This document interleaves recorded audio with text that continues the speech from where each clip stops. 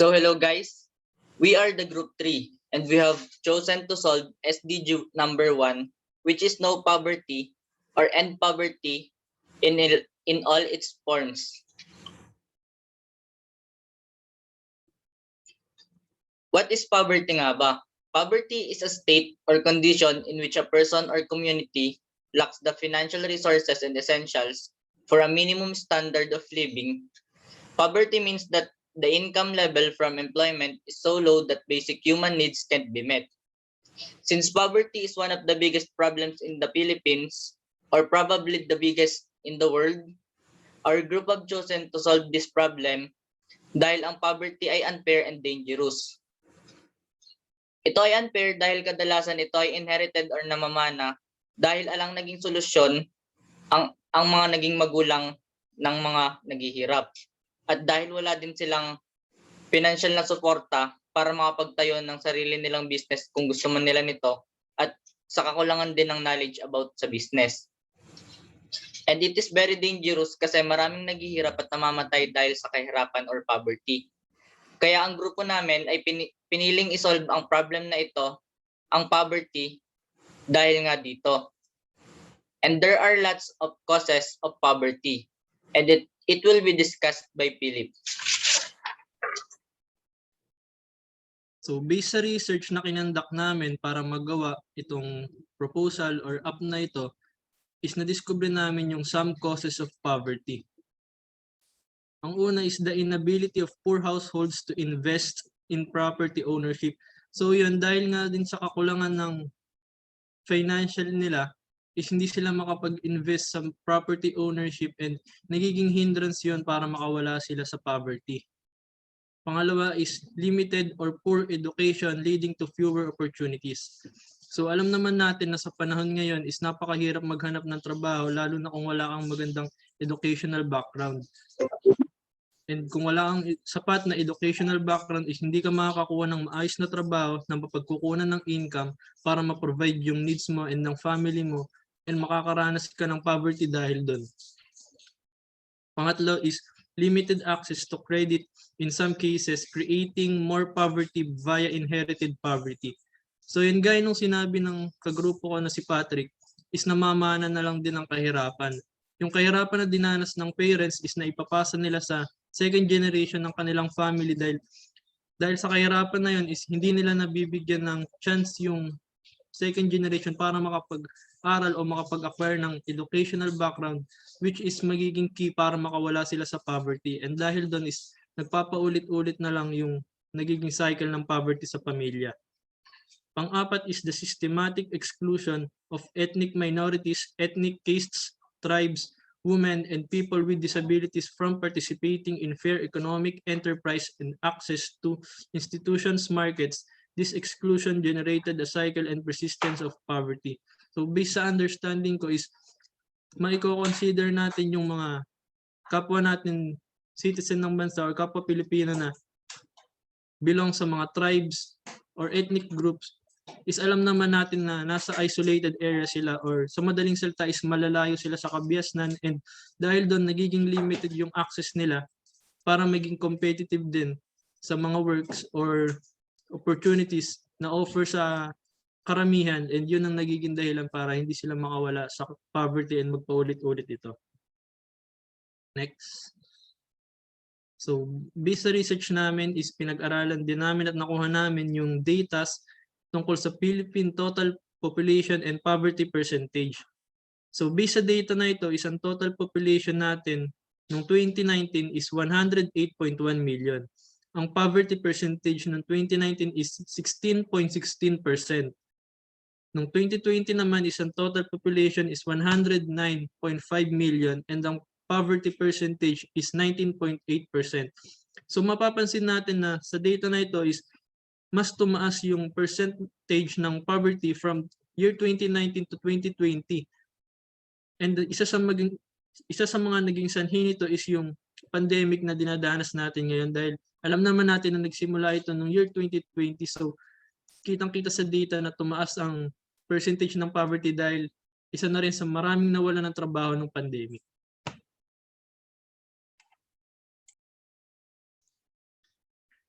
So ano nga ba ang problema at para kanino nga ba itong business proposal na ginawa namin? So para to sa mga people na gustong mag-start ng their own business and for education assistance sa mga estudyanteng gusto pong ipagpatuloy ang pag-aaral. So the Philippines has a fairly high poverty rate with more than 16% of the population living below the poverty line. Because of the many people reliant on agriculture for income and inequality in wealth distribution, about 17.6 million Filipinos struggles to afford basic necessities.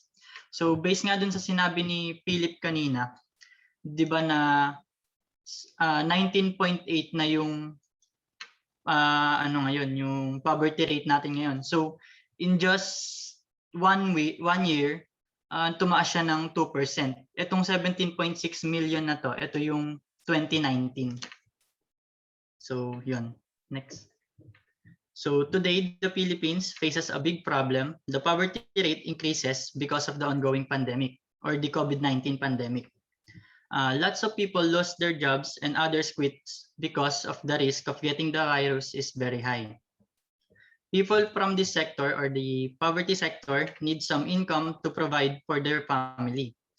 Our business proposal can help those people who wants to start their own business. So, ito yung mga rason kung bakit mataas yung poverty rate sa Pilipinas. So, sa next slide, next. So, number 1, low to moderate economic growth for the past 40 years. So sa Pilipinas talagang mabagal yung economic growth natin. Yung mga production ng goods natin, 'di ba? Na dapat tayo yung nag-e-export tulad ng mga fruits, yung rice natin lalo na. Pero sa dami ng tao, sa high population ng Pilipinas, tayo pa yung kumukuha sa ibang bansa. So, yun. So, number 2 is weakness in employment generation and the quality of jobs generated. So ito, halimbawa naman dito yung mga jeepney drivers natin, yung mga drivers, tricycle drivers, gano'n. Talagang yung quality of jobs nila, masyadong yung kita nila mababa na pero yung pagod naman nila sagad-sagad talaga. So hindi maganda yung quality ng job nila na yun. So number 3 is failure to fully develop the agriculture sector. So ngayon, yung panahon natin ngayon, yung mga agricultural lands natin, 'di ba nagko-convert na sila into infrastructures, into houses, ganun. Kasi dumadami na talaga yung population ng Pilipinas. So kailangan ng kumuha ng lupa sa agriculture sectors para ma-accommodate lahat ng tao. So number 4 is high levels of population growth. Ito yung pinaka talaga nila. So sa Pilipinas, hindi na talaga mapigilan na tumaas yung population natin kasi Pinoy tayo.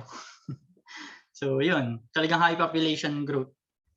So number 5 is recurrent shocks and exposure to risks such as economic crisis, conflicts, natural disasters, and environmental poverty. So ito naman sa mga sakuna tulad ng bagyo, yung baha, yung tulad nito, yung volcano ashes, gano'n, yung earthquakes. So ito, kunyari, yung bahay ng tao, kakagawa lang.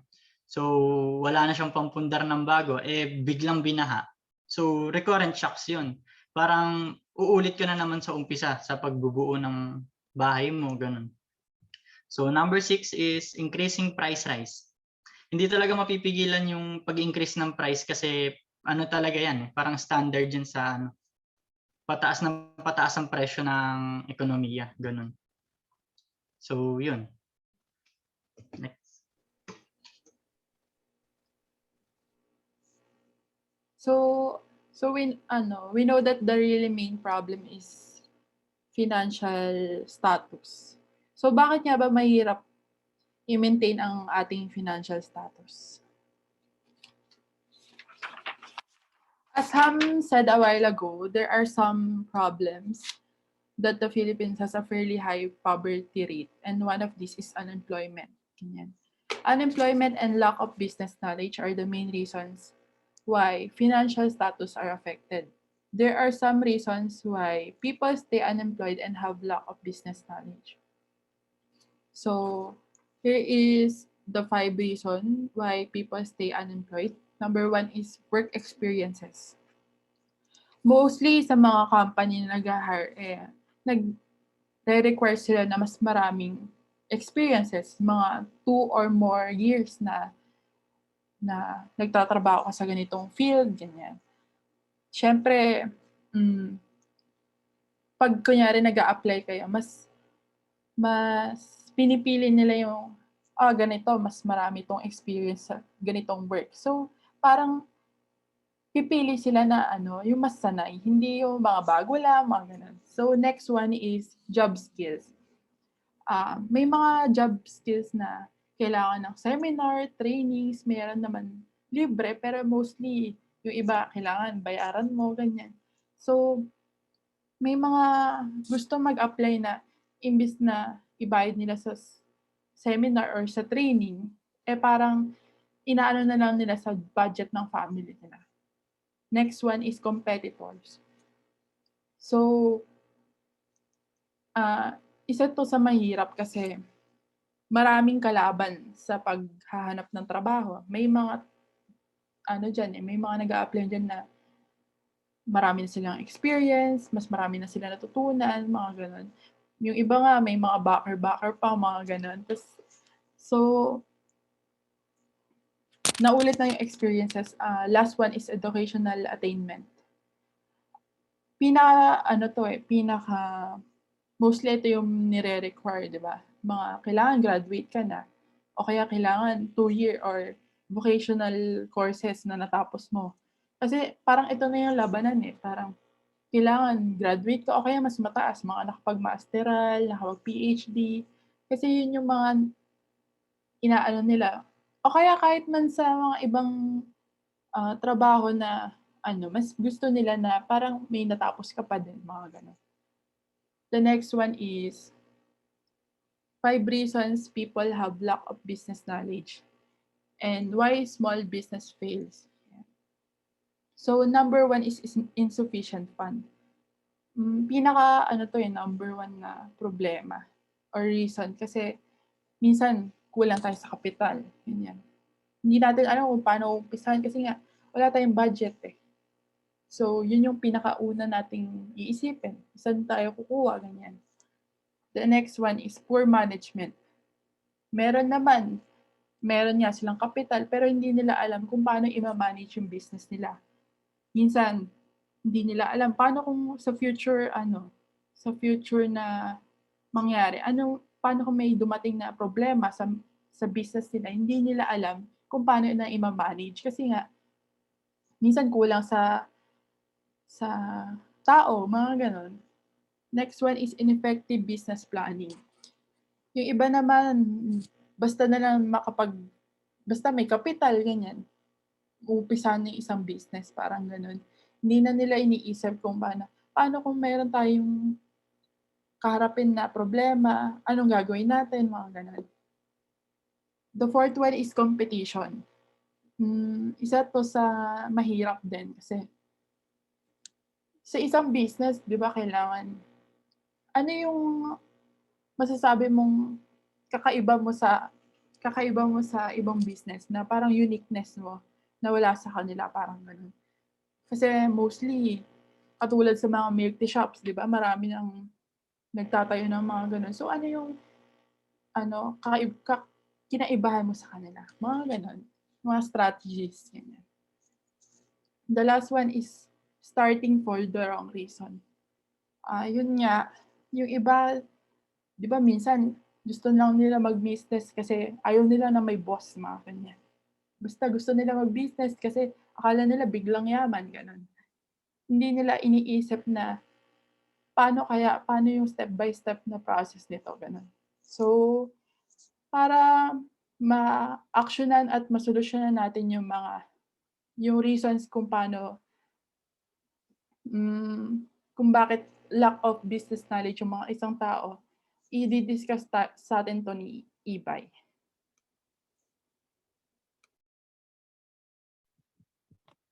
Okay. For the solution naman po, dun sa aming ginawang business proposal or sa business app is financial literacy and assistance.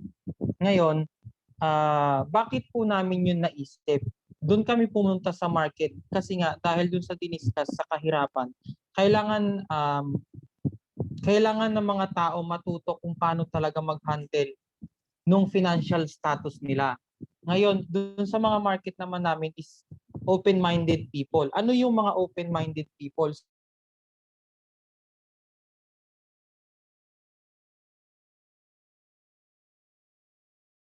Tao nang mahihirapan silang gumawa ng sariling business kung sarili lang din naman nila kung wala silang idea. Ngayon, dun sa open-minded peoples, na-classify namin sila sa dalawa, business knowledge seekers and business-minded people.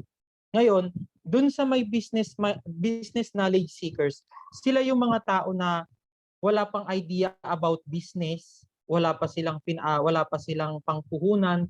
Sila yung mga tipo ng taong ano ba yung i-business ko? Ano ba yung pwede sa akin? Sila yung mga ganun.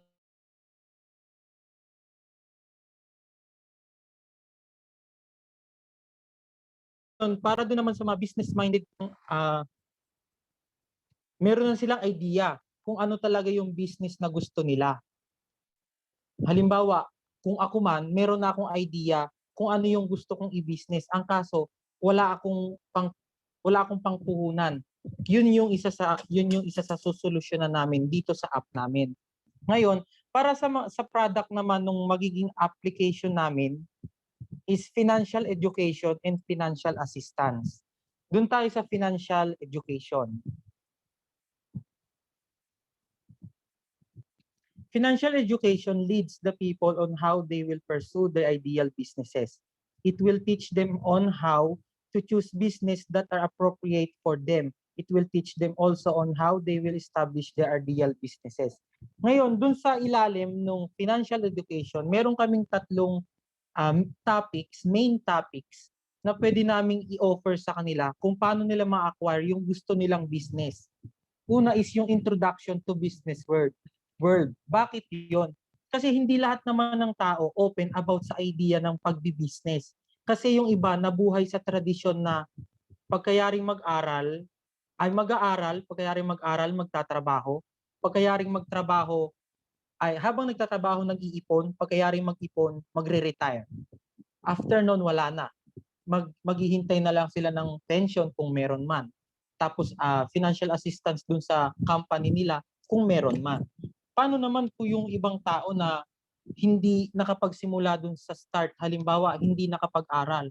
Paano sila makakapagtrabaho? Depende na lang kung madiskarte sila sa buhay. Paano kung nakapagtrabaho ka nga, wala ka namang naging ipon? Saan ka kukuha ng magiging pangkabuhayan mo pag nag-retire ka? Yung iba rin naman, nag-retire, nakapagtrabaho, nag-retire, pero wala pa rin ipon. Doon papasok yung introduction to business world kasi nawawala sa kanila yung idea about establishing business. Kami isinama yon. Isa pa is yung mind setting, acquiring business mindset. Bakit business mindset? Kasi hindi naman lahat ng tao na naisipan mag-business, may business mindset. Halimbawa, naisipan ko na magtinda ng ganito, ng ganyan. Hindi porkit naisipan ko is business-minded na meron na akong business mindset na kung tawagin. Kasi yung iba nga, sabi dun sa isang problem, is starting for wrong reason na pagbi-business. Hindi porkit nag-business ka, ikikita ka na kasi ang iniisip mo lang kumita. Di po ba? Isa pa is yung introduction to investing, which is saving. Business capitals, real estate, stocks, and more. Bakit sinama yung stocks? Kasi sa panahon ngayon, digital world na, hindi na uso ngayon yung ipon-ipon sa bahay. Mag-iimba ka, meron kang piggy bank, kundi man yung bamboo na kahoy, doon mo ilalagay yung mga piso-piso mong iipunin para sa susunod na panahon may magagamit ka. Hindi na. Ngayon, ang ginagawa na nila is exponential expanding ng pera sa pamamagitan ng stocks. Nag-i-invest sila sa mga real estates, sa mga lupa. Sinabi na din kanina na karamihan ng bukid ngayon nagiging subdivision na. Bakit? Kasi nga nagbabago na yung technology ng mundo. Nagbabago na yung pananaw ng tao. imbis na ang pananaw ng mga Pilipino is focus tayo sa agriculture kasi yung Pilipinas agricultural based country, pero hindi, nagiging industrial naman na siya, nagkakaroon na tayo ng iba't ibang field. Yung ibang malalaking bukid nagiging factory area na, yung ibang bukid nagiging subdivision na.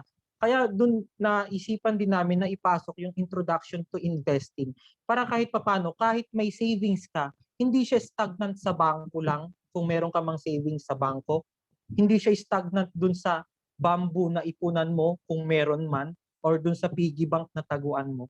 Dun mo siya i-invest dun sa mga real estate, stocks, business capitals, para kahit papano nag-exponential growth yung naging save mo nung nagtatrabaho ka or nung habang nag-aaral ka pa lang. Then after nyan is yung financial assistance. Financial assistance will help them on establishing their ideal business. We, the company, will give them financial assistance. Depends on what kind of business what they will going to establish. With regards of what they learn from financial education, yun nasabi kanina, that we also offer, they will have an idea what business they wanted to establish. With what we can also help them on their capital for their ideal businesses. Doon sa financial assistance, kaya namin to inoffer. Kasi halimbawa, nag-offer kami ng financial education. Merong isang taong nakinig about sa financial education na inoffer namin, na i-discuss namin yung 3 main topics ng financial education namin. May naisip siyang business na gusto ko ng ganitong business, magtatayo ako ng tindahan na ganito ang tinda.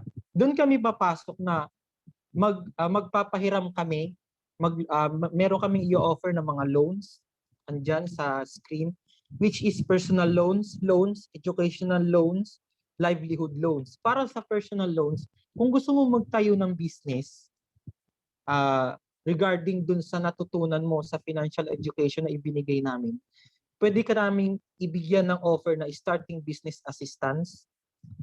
Tapos isa pa, personal assistance. Kasi hindi naman lahat gustong mag-business. Kahit halimbawa nakinig ka sa amin about businesses, pero ang gusto mo lang is kailangan mo lang ng personal assistance kasi kailangan mo ng panggastos dun sa personal expenses mo, pambayad ng bills, pambayad sa ospital. Meron din kaming i-offer. Para naman sa educational loans, kasi hindi naman sapat na porkit nakinig ka sa financial education or financial literacy na topic halimbawa, is matututo ka na about businesses. Kasi karamihan ng tao, lalo na yung mga hindi inabot yung high school, yung college, though nakapag-aral pero hindi inabot yung ganun na antas ng pag-aaral, naiisipan pa rin nila kahit na meron na silang nasa mid-20s, late 30s na sila, naiisipan pa rin nilang mag-aral kahit papaano. Doon kami papasok naman ng educational assistance, scholarship, school supplies assistance para naman dun sa mga nag-aaral na ng high school, senior high, and college. Then, para naman sa livelihood loans, which is na-discuss din kanina nung isa naming kasama is na si Ham, ang sabi niya naman is dun sa may livelihood loans is paano kung halimbawa nasiraan ka ng bahay. Ganon. Yung nakalamidad ka, binaha yung bahay mo, lumindol, yung mga ganong pagkakataon. Doon kami mag-o-offer ng housing assistance para naman dun sa mga mag-asawa, bago mag-asawa, na mayroong ipon, pwede namin silang bigyan ng real estate assistance na kung saan mag-o-offer kami sa kanila ng loans para magkaroon sila ng sariling lupa nila at sariling bahay. Kasama na din dun sa housing assistance is yung hiwalay na calamity assistance kasi hindi naman lahat ng nababagyo is nawawala ng bahay. Paano yung mga may bahay man pero nawala ng trabaho, nawala ng negosyo? Doon kami papasok naman ng calamity assistance. Para doon sa karamihan, naiisip ng tao, bakit ka pa mangungutang? Kasi yung utang, sabi nga nila, kung kaya mo namang, kung alam mo kung saan mo paggagamitan yung utang, hindi siya talaga utang. Puhunan siya. Yun ang tinatawag namin na utang, is puhunan. Ngayon, kung may tanong pa po kayo, Kung may tanong po kayo, pwede nyo pong kontakin yung 0929-201-7208. And pwede nyo rin pong puntahan yung website namin, phloan.com.ph, and also our Facebook page is https://facebook.com/phloan. Yun lang po. Salamat po.